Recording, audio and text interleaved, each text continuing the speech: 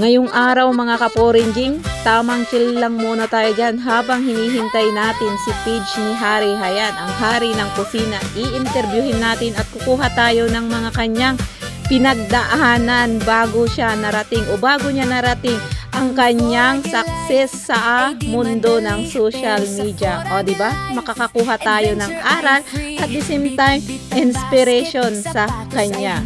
Hi! At introducing mga kaporinjing, si Pidge ni Hari, ang hari ng kusina, ay ating mai-interview ngayon. So, ito siya, napakapugi at kasama niya mga kaporinjing ang kanyang may bahay na napakaganda at napakabait din niya. Short story, batchmate ko nga pala ito sa National, o diba?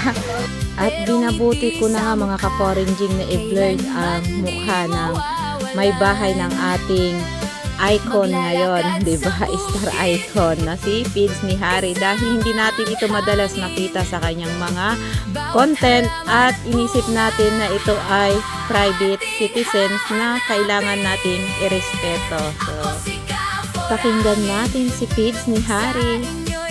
Paano din ang magluto sa sobrang init? Ay, yung sa kalsada, sir. Mga kalutuan, yun lang tinatawag ko ng upload ko yata sa ating page. Tapos, nung binalikan ko, nawala, kunwari. O, sabi niya, hindi pwedeng pinagdala ko ng pagkain. Ay, gano'n. Tapos, kung naman sa, tapos, naranasan kong nag-million views. Natuwa naman ako. Ngayon, hindi ko na inisip yung pwedeng, hindi lang ako. Nangyari. Kaya yung papaitan na campaign, yun na naman. Yun na yun. Bawal na naman. Yun na lang yun na Hindi kasi minsan sa sa lunch content. Hindi kasi pagkaka... Picture tayo. Isa-isa. Ako rin kasi sir, pinakita ko yung, as in yung ihaw yung baboy.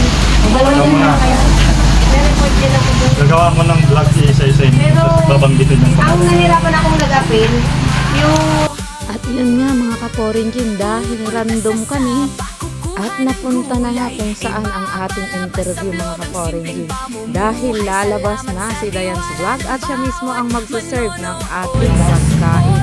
At syempre sample din ni Pidge ni Hari kung paano siya gumawa ng content.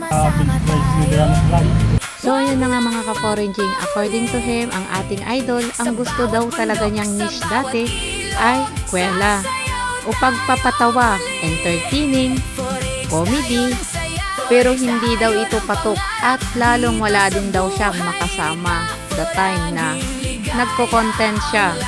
So dumating yung araw na parang tag-init ganon, so sinubukan niyang maglitsyon sa araw, kunwari. At pumatok nga iyon. So, ang niche niya na ngayon ay cooking. O, diba? Relate yung mga content creator natin dyan na ang dami-daming sinusubukang niche. Pero para sa akin talaga, hanapin nyo talaga yung patok na niche ninyo. Kung saan ang mas maraming views sa inyo, doon kayo mag-stay. Kagaya ni Pidge ni Hari, ay sumubok din ng iba't ibang niche. Kunting marites lang tayo mga idol.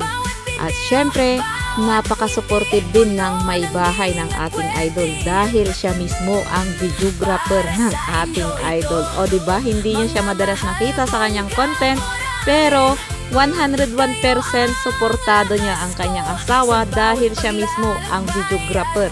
O diba, saan pa kayo niyan makakakita? Samantalang kami ay kanya-kanyang phone stand. Oh, so yun lang mga kaporinjing. Happy to meet you, sir, idol Pidge ni Hari and ma'am. So napakabait nila at napaka down to earth. Parehong mahiyain mga kaporinjing.